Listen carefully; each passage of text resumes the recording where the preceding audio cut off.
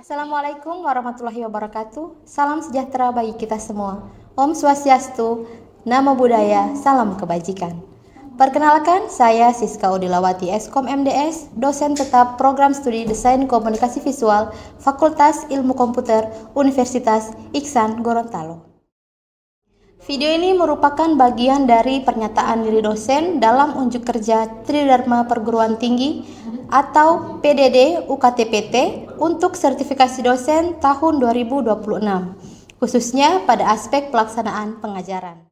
Pada kesempatan ini, saya akan memaparkan secara singkat proses pembelajaran pada mata kuliah semiotika dengan kode mata kuliah 4DKV 1473 yang saya ampuh pada semester 7. Mata kuliah semiotika merupakan mata kuliah wajib yang memiliki bobot 4 SKS yang membahas tentang konsep, sejarah, serta model-model semiotika yang dikembangkan oleh Ferdinand de Saussure, Charles Sanders Peirce, dan Roland Barthes sebagai landasan untuk memahami, menganalisis, dan memaknai tanda, simbol, ikon, serta makna dalam desain komunikasi visual. Materi pada mata kuliah ini disusun secara bertahap, dimulai dari pengenalan konsep dasar semiotika, dilanjutkan dengan model-model semiotika dari Ferdinand de Saussure, Charles Sanders Peirce, dan Roland Barthes, sehingga penerapannya dalam menganalisis berbagai karya desain komunikasi visual seperti logo, iklan, media kampanye, maupun identitas visual lainnya. Mata kuliah ini dirancang mengacu pada capaian pembelajaran lulusan atau CPL, Program Studi Desain Komunikasi Visual.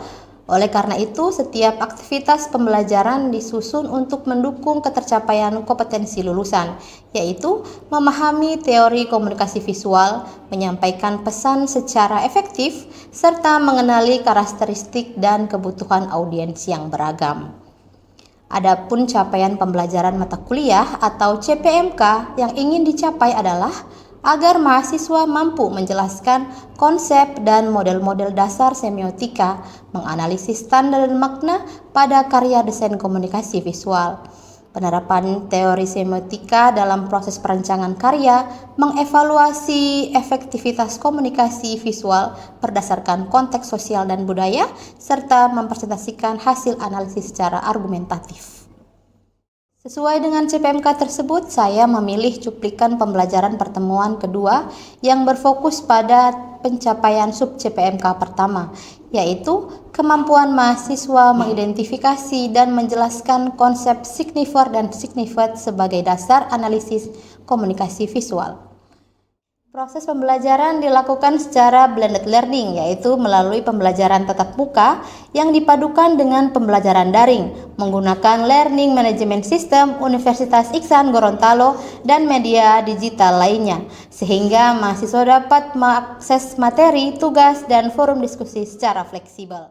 Pada setiap pertemuan, saya memilih model pembelajaran yang disesuaikan dengan karakteristik capaian pembelajaran.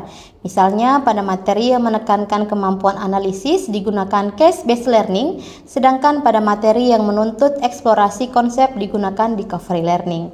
Melalui pendekatan tersebut, mahasiswa tidak hanya memahami teori, tetapi juga mampu berpikir kritis, berdiskusi, dan menyelesaikan permasalahan komunikasi visual.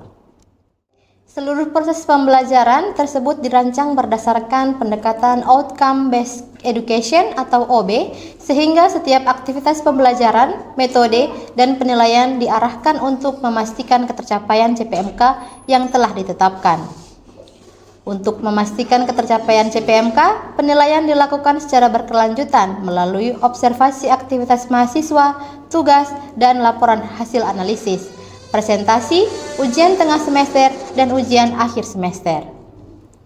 Bobot penilaian ditetapkan secara proporsional pada setiap pertemuan, yaitu 5% untuk aktivitas pembelajaran reguler, 10% untuk ujian tengah semester, dan 20% untuk ujian akhir semester.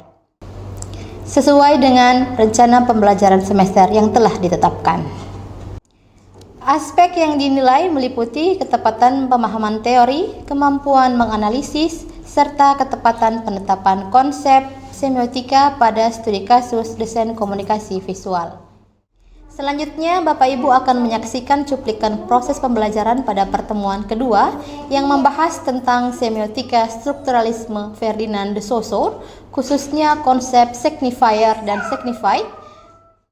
Pertemuan ini saya pilih karena mahasiswa mulai menerapkan konsep dasar semiotika melalui kegiatan case-based learning. Dalam kegiatan tersebut, mahasiswa bekerja dalam kelompok untuk menganalisis objek visual, mengidentifikasi unsur penanda dan petanda, kemudian mempresentasikan hasil analisisnya sebagai bentuk pembelajaran yang aktif, kolaboratif, dan berpusat pada mahasiswa. Selamat menyaksikan. Assalamualaikum warahmatullahi wabarakatuh. Bagaimana kabar hari ini?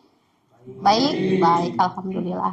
Jadi untuk memulai pembelajaran pada hari ini, Ibu akan pimpin doa ya. Menurut kepercayaan masing-masing, berdoa dimulai. Berdoa selesai. Oke, jadi pada pertemuan kedua ini, Ibu akan membahas tentang semiotika strukturalisme Ferdinand de Saussure. Jadi kemarin kita sudah masuk di pertemuan pertama, yaitu kita sudah membahas tentang sejarah, definisi, dan model-model semiotika. Jadi untuk mengingat kembali pertemuan minggu lalu, ada yang masih ingat tentang sejarah semiotika? Ada? Angkat tangan yang sudah ingat. Oke, dipersilakan. Kalau untuk pertemuan pertama itu untuk sejarahnya dimulai dari abad ke-20. Oke, betul sekali. Berikan aplaus dulu teman-teman kalian. Oke, selanjutnya tentang definisi semiotika. Ada yang bisa menjelaskan yang mengingat pertemuan minggu lalu? Saya, Oke, Duma dipersilakan. jadi semiotika itu berupa dimulai dari tanda, konteks visual, dan bentuk serta garis. Oke, betul sekali ya. Berikan aplaus untuk teman kalian. Oke, jadi ke minggu lalu kita sudah belajar tentang sejarah, definisi, dan model-model seperti yang sudah jelaskan dari teman-teman kalian tadi. Jawabannya sudah betul semua ya, karena pertemuan hari ini kita masuk di model-model semiotika. Ini, dari beberapa tujuan dapat diambil beberapa poin. Yang pertama yaitu menjelaskan tentang semiotika strukturalisme Ferdinand de Saussure. Yang kedua, mengidentifikasi konsep signifier, penanda, dan signified, petanda pada objek visual. Dan yang ketiga, dia menyelesaikan analisis tanda menggunakan model de Saussure. Nanti di bagian terakhir kalian akan berdiskusi secara kelompok dan mempresentasikannya. Oke? Di slide di sini sekarang kita sudah melihat gambar Ferdinand de Saussure. Kira-kira adakah dari teman-teman sekalian yang sudah baca-baca materi hari ini? Yang sudah tahu siapa sih Ferdinand de Saussure itu? Ada yang sudah tahu? Ada? Kalau belum ada, kita akan bahas pada pertemuan hari ini.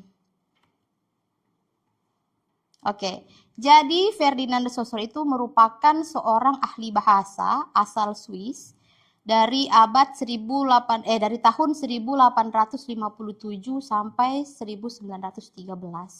Dia membentuk dari dua unsur semiotika. Yang pertama itu ada signifier sebagai penanda dan signified sebagai petanda. Signifier itu apa? Adalah bentuk fisik dari sebuah model atau yang kita lihat melalui mata ya, melalui indera. Misalnya ada bunyi, tulisan, gambar, dan warna. Sedangkan signified itu makna yang muncul di benak kita pada saat menangkap penanda tersebut. Contohnya ini ya, saya akan memberikan contoh. Yang pertama, kalau saya bilang apel atau sebut apel, apa yang ada di benak kalian? Buah. Oke, buah. Simpan dulu ya. Buah.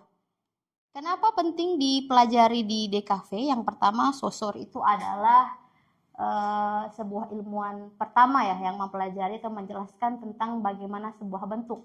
Wujudnya seperti apa, gambar seperti apa, dan warnanya seperti apa, dan yang membawa makna.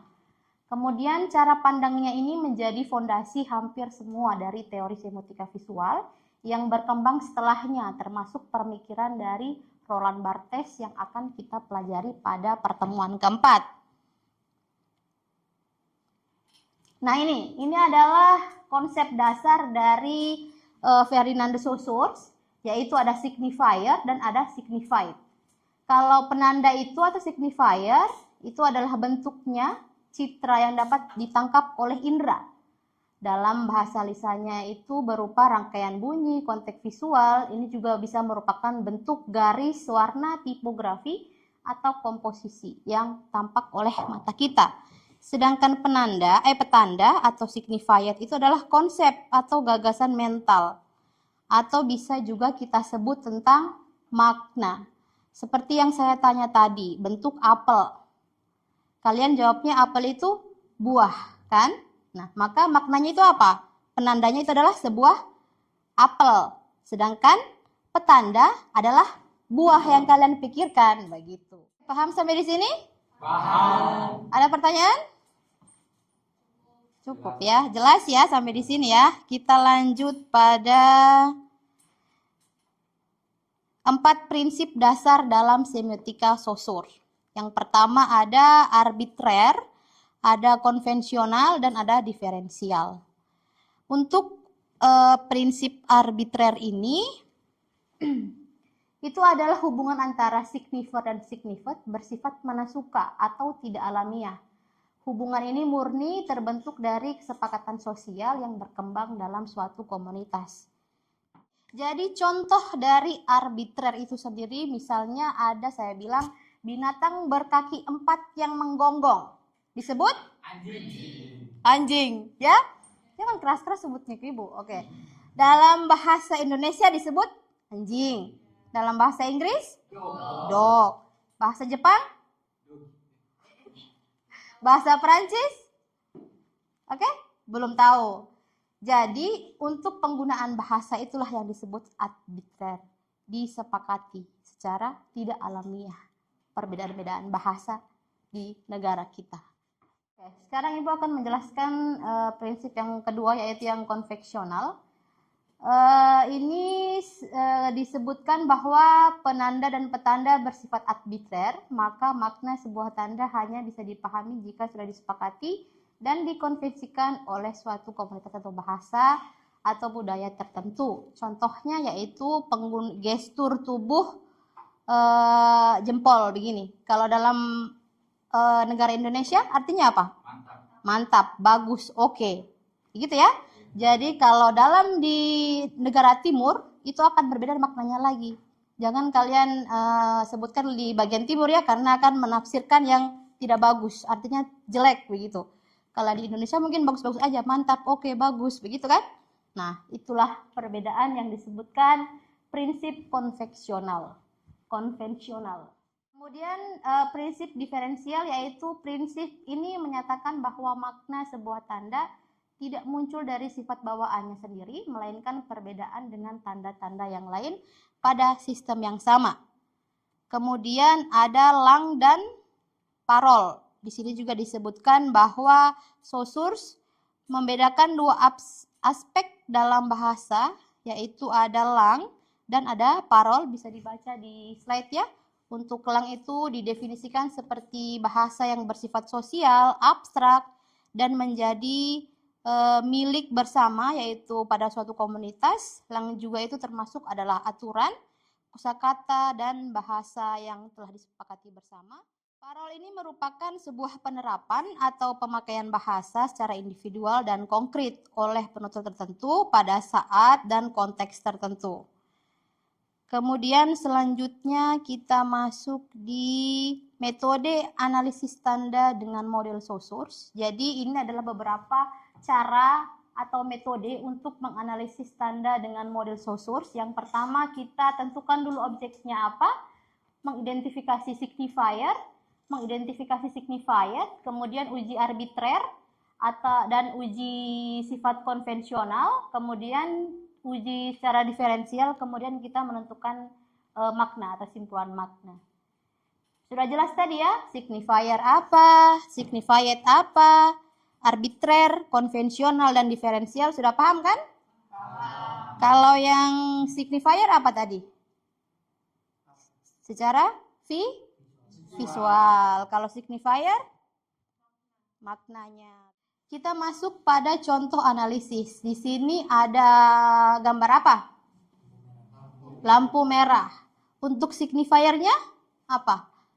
Dijelaskan bahwa lampu berbentuk bulat merah menyala pada tiang rambu lalu lintas, biasanya diposisikan di bagian paling atas di antara susunan 3 lampu merah, kuning, dan hijau. Itu disebut signifiernya. Kemudian signifiernya konsep berhenti atau larangan untuk melintas bagi pengendara maupun pejalan kaki. Makna dari warna merah ya, merah, kuning dengan warna hijau. Kemudian uji arbitrernya, tidak ada sifat alamiah pada warna merah yang membuatnya harus berhenti. Bisa saja secara historis disepakati warna lain. Buktinya pada konteks lain, misalnya pada lampu indikator daya on pada beberapa perangkat elektronik, warna merah justru berarti menyala ya, atau bukan berhenti. Itu adalah disebut uji arbitrer. Kemudian uji konvensionalnya, warna merah berarti berhenti. Dipahami secara luas tidak karena telah disepakati dalam konveksi internasional lalu lintas sejak pada abad ke-20 dan diajarkan sejak dini pada hampir semua pengguna jalan. Setelah tadi Ibu menjelaskan tentang strukturalisme de Saussure, Ibu akan membagi 2 kelompok ya, menjadi 2 kelompok untuk diskusi pada hari ini. Jadi silakan dibagi 2 kelompok untuk mengamati objek visual yang akan Ibu kasihkan. Oke, silakan dibagi. Ibu akan bagi 2 kelompok. Yang di depan sini kelompok 1 ya. Ini kau yang cewek pindah di sini. Duma di belakang jadi kelompok 2 dengan teman-teman yang lain. Silakan pindah.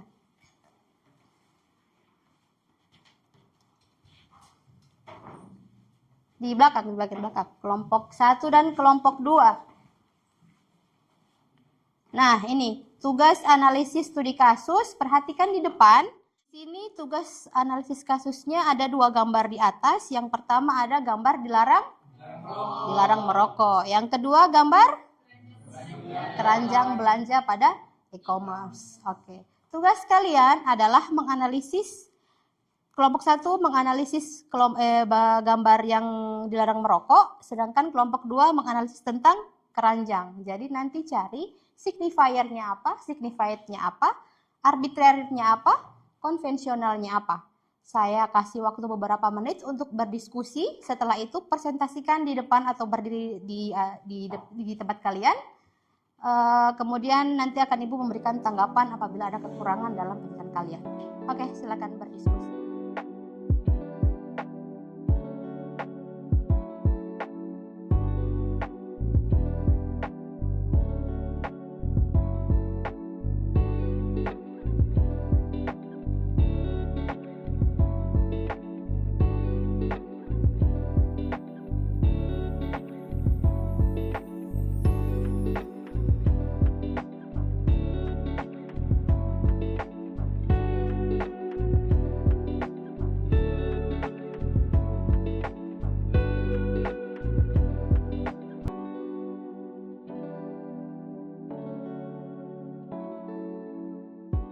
Sekarang waktunya presentasi. Saya persilakan untuk kelompok 1 menjelaskan tentang hasil diskusi yang telah tadi diskusikan. Silakan, siapa yang mewakili? 1 orang saja menjelaskan. Saya Bu. Oke, silakan. Baik. Perkenalkan, saya Rizky Tuliamu dari kelompok 1. Saya ingin menjelaskan tentang signifier untuk gambar pertama yang merupakan rambu dilarang merokok. Untuk signifiernya adalah lingkaran bergaris merah dan berlatar putih dan memiliki siluet rokok menyala digaris silang oleh garis diagonal berwarna merah tebal. Untuk signifiernya memiliki larangan perintah untuk tidak merokok di area yang telah terpampang oleh rokok tersebut. Untuk arbitrernya tidak ada hubungan alami antara lingkaran merah plus garis diagonal dan konsep larangan.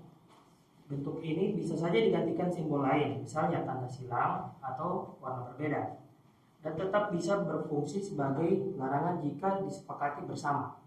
Sekian dari saya. Assalamualaikum warahmatullahi wabarakatuh. Berikan aplaus untuk kelompok 1. Tadi kelompok 1 sudah menjelaskan ya analisisnya tentang tentang gambar dilarang merokok. Jadi tentang signifier-nya dengan konvensional sudah betul. Nanti dilanjutkan lagi untuk laporannya dengan uji konvensional dan makna data ya. Ibu tunggu minggu depan. Selanjutnya Ibu persilakan untuk kelompok 2. Kelompok 2 untuk mempresentasikan hasil analisisnya tentang ikon belanja, keranjang ya. Oke, dipersilakan. Saya Ibu. Oke, dipersilakan. Saya perwakilan dari kelompok 2 dengan studi kasus ikon keranjang belanja. Di sini saya akan menjelaskan yang pertama itu signifier dengan analisis bentuk outline sederhana menyerupai keranjang atau kereta belanja. Fisik umumnya diletakkan di pojok kanan atas antarmuka, kadang disertai badge angka. Berikutnya itu signifier dengan analisis konsep kumpulan barang yang akan dibeli atau akses menuju halaman checkout pembayaran. Dan yang terakhir yaitu arbitrar dengan analisis tidak ada keharusan alami memakai bentuk keranjang untuk merepresentasikan proses transaksi digital. Secara teknis, belanja daring bisa saja diwakili ikon lain, misalnya tas, dompet, atau simbol abstrak. Bentuk keranjang dipilih karena kemiripannya yang ikonis dengan pengalaman belanja fisik masa lalu. Sekian, terima kasih. Terima kasih untuk kelompok 2. Bagus sekali. Berikan aplaus dulu untuk kelompok 2. Oke, jadi untuk kelompok 2 juga sama untuk dilanjutkan ke laporan untuk analisis hasil dari analisisnya di bagian konvensional dan makna ya, dilanjutkan pada pertemuan minggu depan. Selanjutnya, apakah ada pertanyaan setelah kita melakukan diskusi dan materi yang saya berikan hari ini? Tidak ada, cukup? Oke. Karena pada hari ini kita sudah menyelesaikan perkuliahan, maka saya mengucapkan terima kasih untuk partisipasinya. Saya tutup pada hari ini. Semoga pada pembelajaran ini kita bisa melaksanakan atau bisa menjelaskan makna di kemudian hari. Pada pertemuan berikutnya tentang Charles Sanders Peirce menjelaskan tentang 3, yaitu ikon, indeks, dan simbol. Oke, demikian. Wabillahi taufiq wal hidayah. Wassalamualaikum warahmatullahi wabarakatuh. Waalaikumsalam warahmatullahi wabarakatuh. Demikian cuplikan proses pembelajaran saya pada pertemuan kedua mata kuliah semiotika yang berfokus pada pemahaman model strukturalisme Ferdinand de Saussure sebagai dasar analisis komunikasi visual. Melalui kegiatan analisis kasus dan diskusi kelompok, mahasiswa diharapkan tidak hanya memahami teori Saussure secara konseptual, tetapi juga mampu mengaplikasikannya dalam menganalisis berbagai karya dan komunikasi visual. Melalui diskusi dan presentasi kelompok, saya juga memberikan umpan balik terhadap hasil analisis mahasiswa sebagai bagian dari evaluasi formatif untuk memperkuat pemahaman konsep. Melalui pembelajaran ini, mahasiswa diharapkan mampu mengidentifikasi dan menganalisis unsur penanda dan petanda pada karya desain komunikasi visual secara kritis dan sistematis. Pada pertemuan berikutnya, mahasiswa akan mempelajari konsep triadik Charles Sanders Peirce, yaitu ikon, indeks, dan simbol sebagai dasar analisis makna dalam komunikasi visual. Saya mengucapkan terima kasih kepada Kementerian Pendidikan Tinggi, Sains dan Teknologi melalui Direktorat Jenderal Pendidikan Tinggi LL.Dikti Wilayah 16 Gorontalo atas kesempatan dan dukungan dalam pelaksanaan sertifikasi dosen. Ucapan terima kasih juga saya sampaikan kepada pimpinan Universitas Iksan Gorontalo, rekan-rekan dosen, tenaga pendidikan, dan seluruh mahasiswa yang telah mendukung proses pembelajaran ini. Demikian yang dapat saya sampaikan, semoga pembelajaran ini memberikan manfaat dan menjadi bagian dari upaya peningkatan mutu pendidikan tinggi. Terima kasih. Wassalamualaikum warahmatullahi wabarakatuh.